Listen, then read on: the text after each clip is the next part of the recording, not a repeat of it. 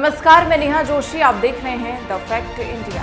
राजस्थान के पूर्व deputy CM Sachin Pilot ने इन दिनों इंग्लैंड दौरे पर हुए हैं। उन्होंने शुक्रवार को ऑक्सफोर्ड यूनिवर्सिटी के ब्लवांकनिक स्कूल ऑफ गवर्नमेंट के स्टूडेंट और टीचर्स से संवाद किया।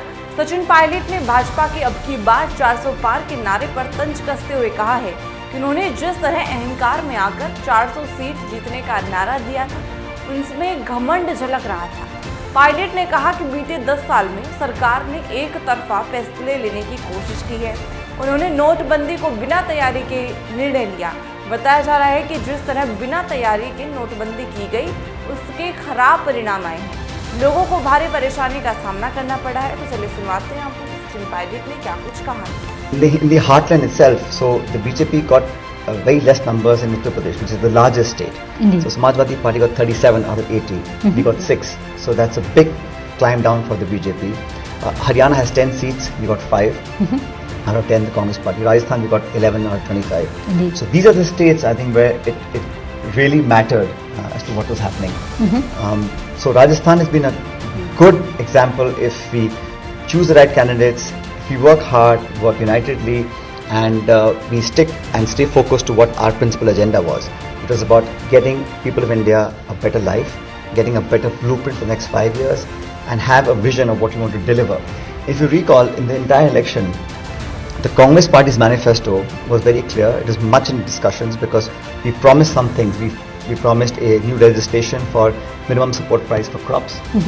We said this whole recruitment of the armed forces should be done away with. We have a new scheme called Agniveer, which is not well received. Yes. So we had very important things and we kept focusing. There were many times where the attempt was to distract the narrative into other things. Pilot ने आरोप लगाया है कि भाजपा ने कांग्रेस नेता राहुल गांधी की छवि खराब करने के कई प्रयास किए हैं।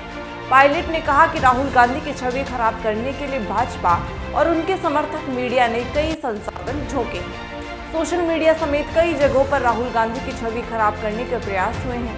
सचिन पायलट ने भाजपा के कमजोर प्रदर्शन के पीछे के कारण भी गिनवाए हैं। उन्होंने कहा कि भाजपा की नीतियों से जनता परेशान हो गई थी। बीते 10 साल के शासन में पार्टी ने एक तरफा फैसले किए थे। अग्निवीर योजना को लेकर युवाओं में भारी आक्रोश था। 400 पार का नारा देकर भाजपा ने अहंकार झलकाया है। इसके अलावा बिना तैयारी के ही नोटबंदी कर दी गई थी। इसके नतीजे काफी खराब रहे हैं। सचिन पायलट ने अयोध्या में भाजपा की हार का भी जिक्र किया। उन्होंने कहा कि भाजपा ने राम मंदिर के नाम पर वोट मांगे, लेकिन उनका ही उम्मीदवार अयोध्या में चुनाव हार गया। जहां मंदिर बनवाया वहां भाजपा की हार हुई। इसमें आप समझ सकते हैं कि देश के लोग कितने समझदार हैं। सचिन पायलट ने कहा कि भाजपा ने यूपीए सरकार पर कई तरह के आरोप लगाए थे। भाजपा बीते 10 साल में सत्ता में है। यदि किसी ने घोटाला किया तो उसको सजा क्यों नहीं दिलवाई? भाजपा ने काला धन देश में वापस लाने का वादा किया था, उसका क्या हुआ? डॉक्टर मनमोहन सिंह देश के सबसे ईमानदार प्रधानमंत्री थे। उन पर लगाए गए आरोप गलत हैं। कांग्रेस नेता सचिन पायलट ने कहा कि कांग्रेस में आलोचना सहने की क्षमता है। हमें पार्टी में अपनी बात रखने का पूरा मौका दिया जाता है। यदि कोई किसी से सहमत नहीं है तो भी उसे बात रखने का मौका मिलता है। कांग्रेस पार्टी भाजपा जैसी नहीं है। ऐसी तमाम खबरों के लिए बने रहें द फैक्ट इंडिया के साथ।